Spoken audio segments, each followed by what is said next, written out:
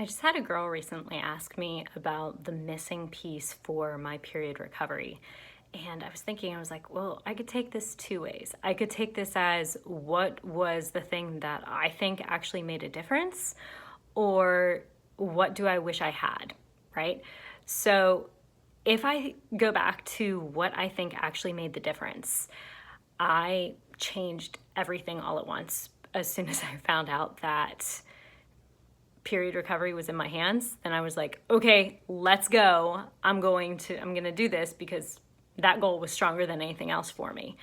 And I think the thing that was the most effective is changing my morning. And that consisted of a ton of different habits all at once. So it used to be that I would wake up at 4 a.m. and I would go into the bathroom to do my routine in there. But it's important to note that every time I went into the bathroom, I was doing 20 push-ups because I had a goal that I wanted to be able to climb a rope, like in gym class where you could go up, like Patrick Swayze on Roadhouse. Yeah, like that was, I was like, yeah, I want to be able to climb the rope. I still can't climb the rope. I might be able to now. Okay, side note. But I was waking up, going to the bathroom, doing my push-ups, and then I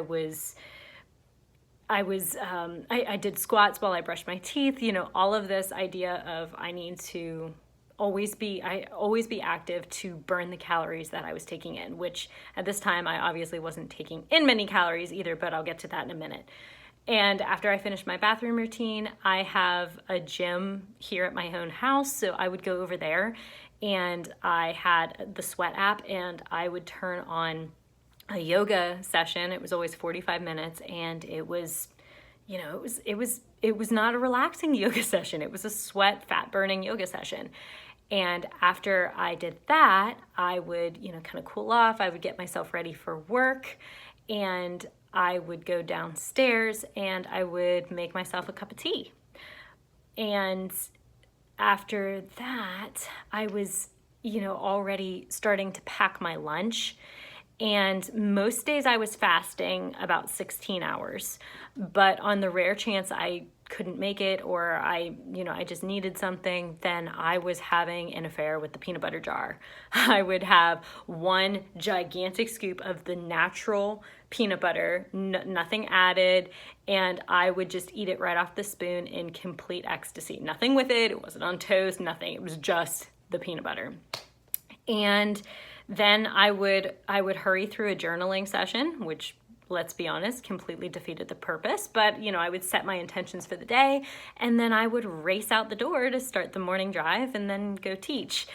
And that was how I started my day every day. And I had, at that time I had just a Fitbit. I didn't have a smartwatch, but I had my Fitbit going off every couple minutes when I expected myself to be done with the process that came before. So it's not like it happened every 10 minutes, but like I would expect to be out of the bathroom in 12 minutes.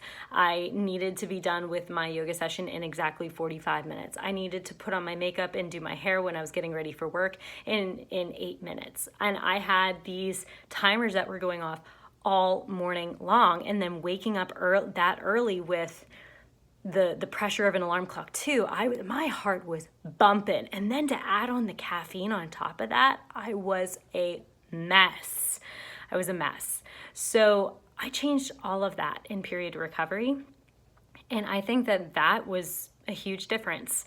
When I found out that when I figured out that it was my cortisol that was too high, I was like, okay, so I need to relax. All right, so I started trying to add in a nap in my day, and I hate naps, but I was always so tired. So then I put that hour of sleep at the beginning of my day, and I was waking up at 5 instead of 4.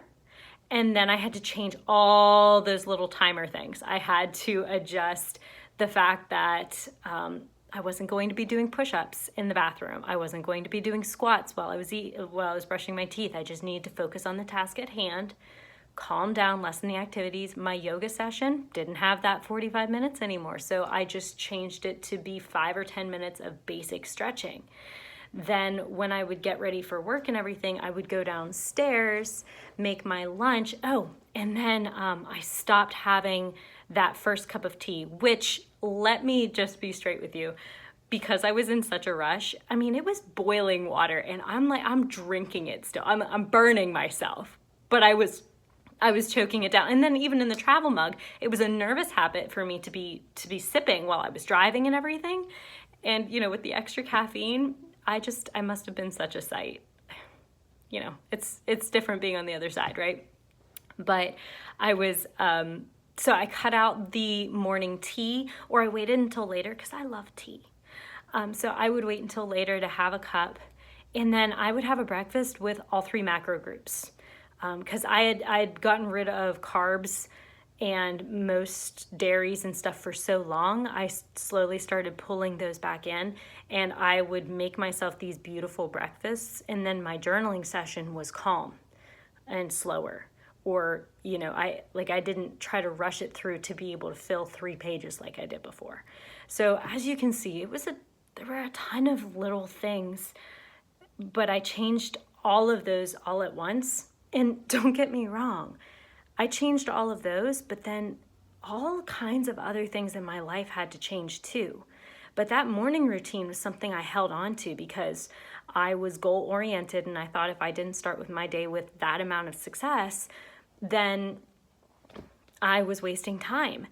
So that was kind of like the last thing to go.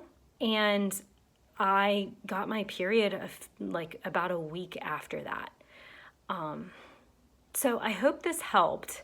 That was the most effective thing for me. But if I take the original question, what was your missing piece for recovery, that I wish I had somebody to talk to. I did it all by myself. It probably took longer than it had to. It was extremely painful. I doubted everything along the way. And nobody cared about my hormones. I mean, I guess my mom did to a certain point. And, my husband was like, oh, what can I do? But nobody was in that frame of mind. Nobody knew the answers to the questions I had. And I would never go through all of this without a coach again. A coach would have been huge. That's why I went back and got my education to become a coach, so that girls don't have to go through period recovery and working on their fertility alone, because it's a lonely journey and nothing in society helps you for that when all they talk about is diet culture. So yeah, I think that's the missing piece that I didn't have in recovery, is somebody to talk to, somebody to look at my own blind spots, somebody to say, hey, you probably could change this, this, and this, and you'd be good to go. Or, hey, this is a bigger problem than this. Let's work on this first. Oh, that would have been great. But no, I second-guessed everything, and I went the hard way. So learn from my mistakes. If this video was helpful, consider dropping it a like and subscribing for more weekly content like this. If you have any questions that you'd like me to ask, I always have on my website a Dear Abby portion. If you scroll down, you can fill in your questions. You can be anonymous if you don't want your name said out loud. I also have tons of blog content for the people that like to read information like this, and follow me on Instagram for daily motivation. All right, good luck, and I'll talk to you soon.